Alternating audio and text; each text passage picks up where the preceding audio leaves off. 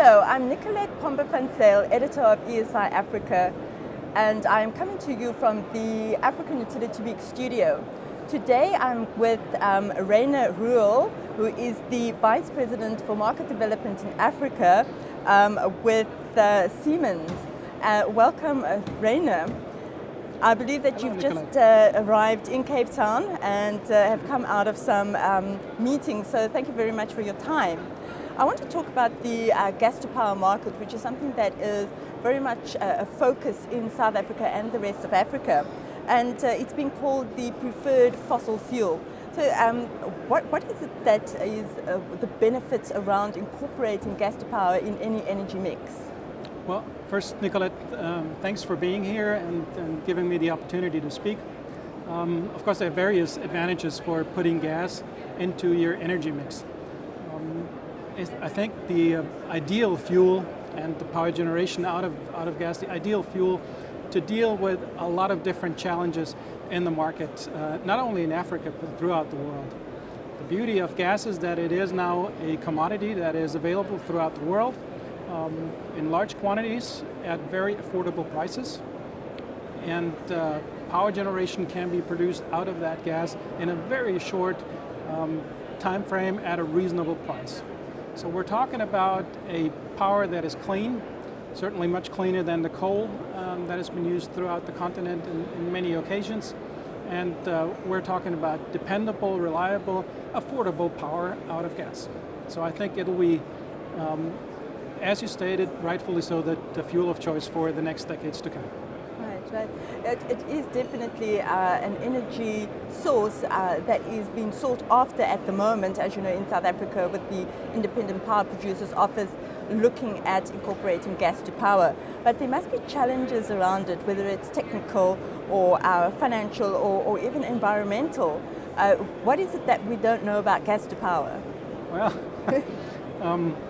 you put your finger right into the wound. There are certainly some topics that need to be addressed. The IPP project office is dealing with the Lighthouse project for gas to power in all of Africa at this point in time, and there are many different challenges around it. One of which is the price for gas, which is being traded in US dollars. So you have to find a right index to deal with that price of gas over a longer period of time. You have to deal with the fact that you have to trade it in US dollars, and the power is being bought in rand. So how do you cope with the currency issue? That is certainly a topic. When it comes to logistics, of course you need to have the infrastructure to have the gas available for those power stations and for other uses in the country. It's not an easy challenge. Of course, there are obvious choices here in South Africa, Kucha, Saldanha, Richards Bay, but which one to pick first? And which one is the better one? That's a very difficult question that Karina and her team have to answer. Right.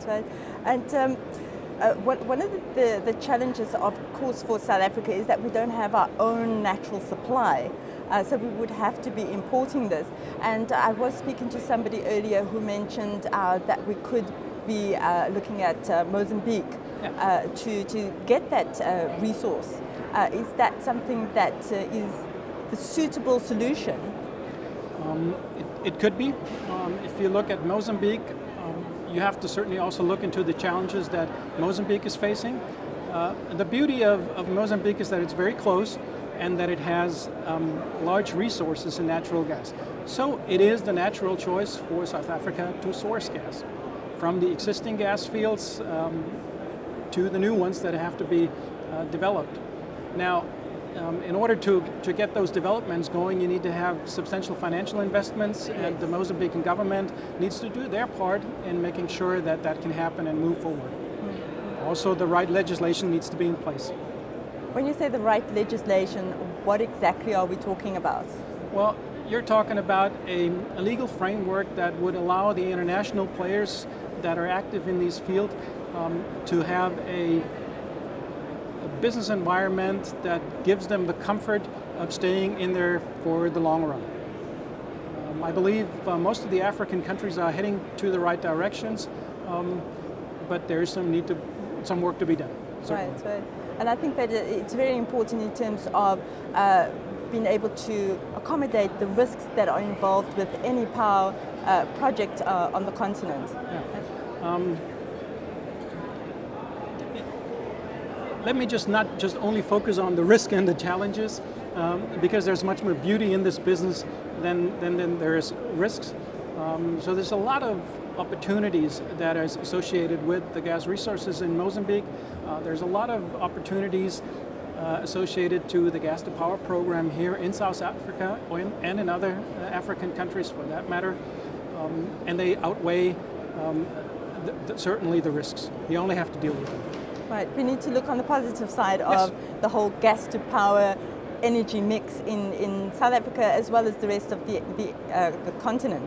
And that brings me to my last question for you around what are your predictions for the next 10 years, not only for gas to power, but in the whole of the energy sector?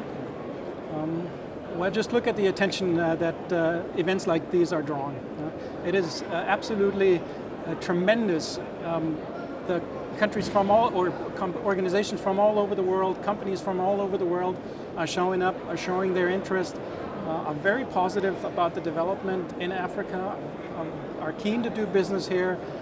They look for opportunities, so I think we'll see a lot more business in that field over the next decade or decades. I think we're going to see a mix of power. Many countries look into renewables, but also a lot of countries look into gas to power projects, which are the right fit to accommodate the challenges that you have with renewables. So offset power changes that you have from different scenarios, from wind and solar, to stabilize the grid and supply dependable power. Well, thank you very much, Ruehl. Thank you for watching. I'm Nicolette Pombo van Zyl, coming to you from the African Utility Week studio.